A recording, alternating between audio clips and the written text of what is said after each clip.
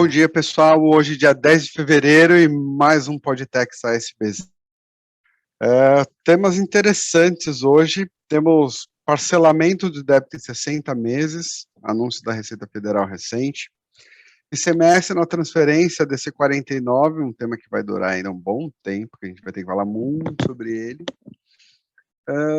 Uma decisão do STJ sobre a não incidência de ICMS em serviço não diria em serviço, mas provimento de capacidade de satélite. E, por último, um tema meio abstrato, mas bacana, a questão do nômade digital.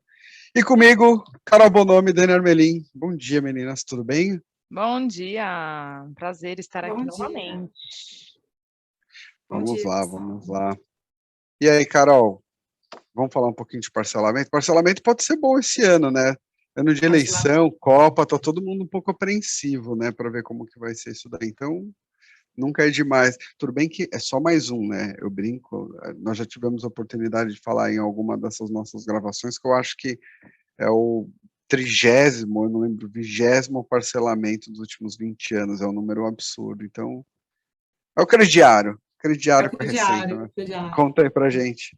Mas é isso, a Receita já começou o ano aí abrindo o parcelamento. Semana passada a gente teve a EN 2063, que trouxe aí o parcelamento ordinário, então aquele parcelamento simples, mas que tem aí algumas coisas boas para o contribuinte. Então, parcelas mínimas, né? A pessoa física, parcelas mínimas de R$200 e a jurídica R$500, então não é um parcelamento com parcelas muito pesadas aí. Não.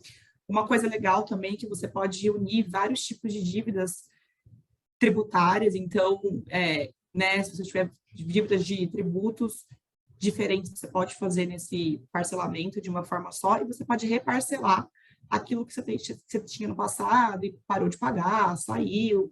Então, enfim, é bem legal esse parcelamento aí. A SN também tirou aquele limite de 5 milhões, então não tem mais esse limite. Vale a pena aí, quem está com alguma dívida no passado, às vezes várias dívidas, né, pequenas dívidas, reunir aí, é fácil acesso, feito pelo ECAC, então é uma dica, é mais uma dica, né, mais um informativo aí, a gente tem bastante know-how disso, né, de ajudar os clientes com parcelamentos, então vale a pena aí, às vezes, quem está com algumas dívidas pendentes, já começar o ano colocando a casa em ordem. Exato. Muito bom, muito bom. Pessoal, segundo tema aqui da pauta, a questão do ICMS na transferência. Só para situar, eu acredito que essa altura do campeonato todo mundo está acompanhando e sabe o que está acontecendo, mas não custa comentar aqui que, em resumo, o que já era esperado, o STF decidiu que não incide ICMS na transferência de mercadorias, porque, para todos os efeitos, eu estou falando de uma única pessoa jurídica.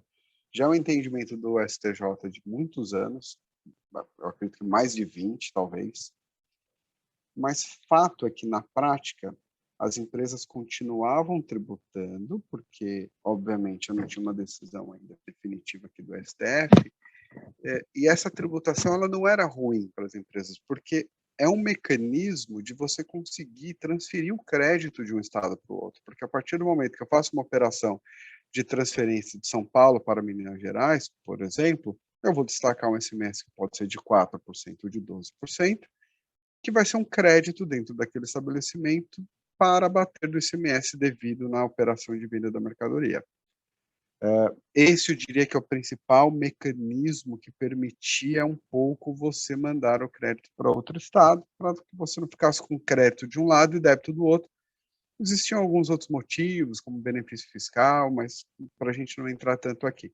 Mas fato que o STF decidiu que agora não vou ter mais esse destaque do ICMS. A decisão vai produzir efeito no futuro, eu não me recordo o prazo agora aqui certinho, mas o mercado está um pouco apreensivo, as secretarias de fazenda estão apreensivas, por quê?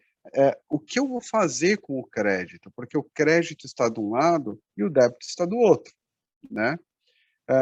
Algumas pessoas manifestaram até uma preocupação se a Secretaria de Fazenda iria, em alguma medida, falar, olha, como a sua operação não é tributada, você vai ter que estornar o crédito. Eu acredito que esse assunto está, em alguma medida, já morto, essa questão, essa preocupação. Não vai acontecer isso, né? Eu vou ter esse direito ao crédito. Mas fato é, o que eu vou fazer?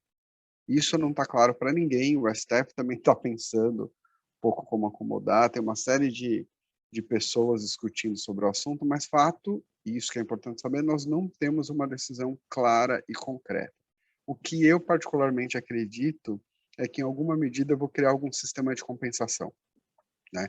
Então, você imagina, se eu mandei 10% da minha produção para um estabelecimento em Minas Gerais, provavelmente eu vou ter direito a 10% do meu crédito para que eu possa compensar com as minhas saídas em Minas, e eu vou ter alguma transferência de, provavelmente, um caminho fácil seria uma emissão de nota fiscal. Eu emito uma nota fiscal sem um produto específico e vou transferir esse crédito para o Estado. Não é isso que está regulamentado, não existe nada, é claro, mas pode ser uma alternativa que talvez faça sentido, uma emissão de nota fiscal para que eu possa transferir esse crédito. Agora, o que é importante, né, num momento como esse? Tem muitas empresas que fazem análise do que nós chamamos de tech supply chain, né, a tributação da própria cadeia de fornecimento, e você combina isso com operações logísticas, que é um trabalho que a gente faz muito até aqui, a parte tributária, obviamente, de definição de local de planta, fabril, de centro de distribuição, principalmente. Então, esse é o momento que isso pode ser muito afetado. Existe um nível de incerteza na abertura de um estabelecimento em outro estado, dado que eu não sei como vai funcionar essa questão da transferência desse crédito, tá? Então, é um ponto de atenção. O que se espera do mercado é que eu vou criar um mecanismo, mas tem bastante gente preocupada e questionando. Então, aqui eu acho que é mais uma questão informativa. Falar, galera, alguma coisa vai sair disso daqui, porque senão o mercado vai colapsar se eu tiver que deixar crédito de um lado e débito do outro. Mas temos que acompanhar aí para ver o que vai ser e sabendo que isso pode sim afetar a forma como eu estou estruturado. Essas empresas muito grandes, empresa de varejo, eletrodomésticos, empresas que têm muitas filiais, podem sim ser afetadas. Mas aguardemos. Muito bom, Dal. Muito bom. ICMS, novamente, você dando para aula variar. aqui. Olha, Que delícia, CMS. super.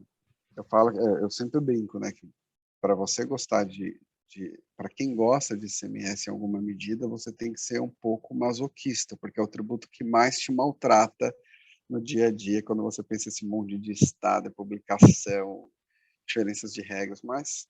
E já que estamos falando de ICMS, para eu até encerrar os meus assuntos aqui, nós temos mais um, e eu gosto de trazer esse assunto, mais pela questão informativa, porque ele tem uma aplicação mais restrita. Nós temos alguns clientes do setor, então os afetam, mas não é para todo mundo, que envolve questão de telecomunicação, para ser mais preciso, fornecimento de satélite, né? Capacidade de satélite. Existe uma discussão se o fornecimento da capacidade do satélite é um serviço de telecomunicação, propriamente dito, e que o STJ acabou por decidir que isso seria, digamos, um meio aqui, né? Um complemento da empresa que efetivamente vai prestar a atividade de telecomunicação e não aquela que está fornecendo a capacidade do satélite. A que fornece a capacidade do satélite não estaria fazendo telecom. O telecom seria a próxima empresa que, de fato, vai conectar e vai ser classificado como essa atividade. Inclusive, a própria Anatel não reconhecia esse fornecimento de capacidade de satélite como um serviço de telecom. E isso, para mim, é muito interessante, né? E aí você vê como, muitas vezes, a Secretaria de Fazenda não respeita o órgão regulatório, né? O próprio órgão regulador, porque se os técnicos estão dizendo isso não é serviço de telecomunicação, a Cefaz levanta a mão e fala, olha, no auge do meu conhecimento de telecomunicação, para mim isso é telecomunicação, ponto final, eu vou tributar. Então tem um contrassenso aqui, e lá vamos nós para uma guerra que durou, uma disputa que durou bons anos, mas tivemos um fim aí que faz sentido, que de fato é a sua capacidade aqui, né? É isso, Legal. gente, ICMS é a dose semanal do caos do ICMS. Não, já tá bom, já tá bom. Tá bom. Muito bom. Próximo assunto, temos aqui agora um Temos. assunto abstrato muito bacana, nômade digital. E aí, É. Dani, sobre o que a gente está falando aqui? Gente, eu quis trazer esse tema, porque ele até parece uma curiosidade, mas eu tenho alguns comentários, alguns paralelos para fazer até no dia a dia prático aí dos nossos clientes, né? Saiu uma resolução, apesar dela ser datada de setembro de 2021, ela foi publicada dia 24 de janeiro, né? Então faz aí umas 2 semanas que ela foi publicada. É uma resolução número 45 do Ministério da Justiça e Segurança Pública. E ela dispõe sobre a concessão de um visto temporário, tá? E ela autoriza também a residência aqui no Brasil para imigrante que não tenha vínculo empregatício no Brasil e cuja atividade profissional pode ser realizada de forma remota, os famosos nômades digitais. Gente, nômade digital é uma nova trending aí do mundo, do mundo. Tá pipocando, o mundo inteiro, diversos países têm criado as regras de visto para nômades digitais justamente para atrair esses trabalhadores que vivem pelo mundo. E com a pandemia, isso vai se tornar cada vez mais comum, né? E acho que acaba criando esse senso de urgência. O Brasil aí é um dos poucos, não são muitos os países que têm essa possibilidade, também é algo relativamente novo, aí a gente está falando aí de uns 3 anos que os países começaram a se organizar com esse tipo de visto. E 2 comentários que eu tenho para fazer toda vez que você pensa, né, onde que eles vão pagar impostos, né? Onde os nômades pagam? Porque se eles estão vivendo aí em cada país um tempo específico aí de 1, 2 anos, realmente, gente, assim, ainda o que atrai a tributação, né, para um país determinado é a residência fiscal, o que não necessariamente tem a ver com o seu visto. Você pode ter um visto temporário e continuar sendo residente fiscal de outro país, né? Então, esse é um ponto, é algo ainda que é nebuloso, você tem que verificar a situação concreta daquele trabalhador, verificar onde que ele paga, onde que ele tem residência fiscal, qual é a melhor forma de contratação, o fato dele ter um visto de nômade digital em determinado país não necessariamente vai atrair um tipo de contratação mais benéfica daquele trabalhador ou não, né? Então, ainda continua, a meu ver, ainda continua nebuloso. Eu acredito que a legislação ela vai avançar e que, né, no mundo inteiro, não só no Brasil, e que a gente vai conseguir obter normas específicas sobre essa relação. Trabalhadores estrangeiros, o que eu quero trazer atenção, né? Os trabalhadores estrangeiros que não tenham vínculo empregatício no Brasil e que trabalham remotamente, né? Utilizam dos meios de comunicação, Zoom, plataformas, Teams, etc., e conseguem trabalhar normalmente para algum empregador estrangeiro. E por que um segundo comentário que eu quero fazer, né, agora saindo um pouco da residência fiscal, hoje em dia a gente tem muitos clientes que enfrentam qual o problema, né, problema assim, entre aspas.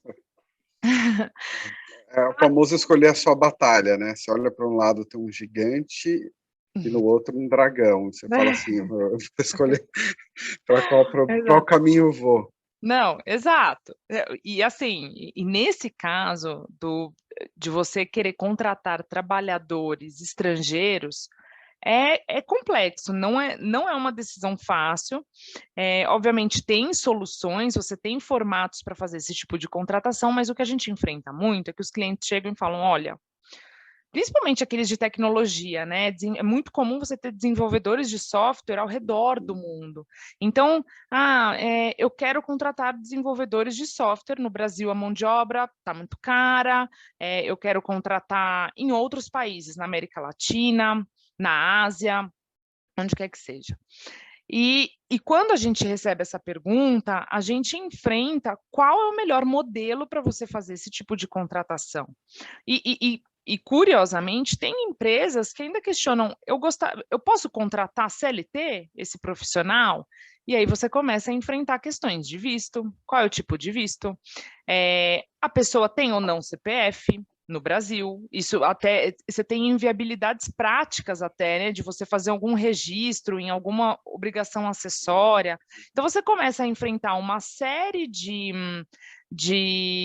empecilhos para a contratação, seja ela via CLT, você esbarra também em acordos internacionais de previdência, para ver qual é o modelo, se ele é considerado um expatriado, a lei de expatriado vai se aplicar ou não, você não consegue, você tem uma discussão muito complexa, né? Você fala do ponto de vista trabalhista, do ponto de vista previdenciário, fiscal, obviamente, você tem um modelo também de importação de serviços, que é como se você estivesse contratando, né, uma PJ, pessoa física residente no exterior, mas aí você não teria nenhuma relação, né, exclusiva com aquela pessoa. Quais os riscos de todos esses diferentes formatos? E, para mim, toda essa indefinição, ela decorre de uma coisa, que é a falta de um instituto, não vou chamar de instituto, mas de uma figura jurídica para esse trabalhador estrangeiro não residente no seu país, não residente fiscal. Né? Então, a partir do momento que você tem uma legislação que começa a avançar, trazendo figura do nômade digital, possibilitando a contratação de um trabalhador estrangeiro que esteja residente aonde quer que ele esteja, você começa a aproximar a legislação a uma realidade que hoje está cada vez mais latente. Então, o que eu acho interessante resolve o problema? Não resolve o problema. O nômade digital não significa que você vai contratar tranquilamente e não vai passar por todo esse imbróglio que eu expliquei agora há pouco. Mas você se aproxima e já começa a ter... É interessante, né? Então, traz esse ar de curiosidade do nômade digital, de você já ter uma figura aí um pouco mais evoluída do que você tinha anteriormente, né? Então, acho interessante trazer esse tema por conta disso. Legal. Legal, e é isso, né? Momento diferente, né, que nós estamos passando. A pandemia trouxe muita coisa... bom, o nosso próprio sistema de gravação aqui do Podtex, né? Até 2 anos era impensável você ficar fazendo reuniões ou essas gravações todas, porque todo mundo achava tudo muito estranho. E hoje é isso, a verdade é que as relações elas estão se digitalizando de uma forma muito forte, para o bem e para o mal, né? Para o bem e para o mal. E isso vai acelerar o processo de criação de alguns mecanismos e, ao mesmo tempo, alguns problemas que demorariam um pouco mais de tempo para surgirem, eles também serão acelerados, né? Com certeza. Os próximos anos serão anos interessantes de serem acompanhados. Com certeza. Gente, muito bom, muito bom, muito bom. Mais um episódio aqui do nosso Podtex ASBZ. Hoje muito no tempo, obrigada. Hein? Gravamos no tempo aqui. Muito obrigada, pessoal. Gente, obrigado, viu? Bom revê-los. Beijo.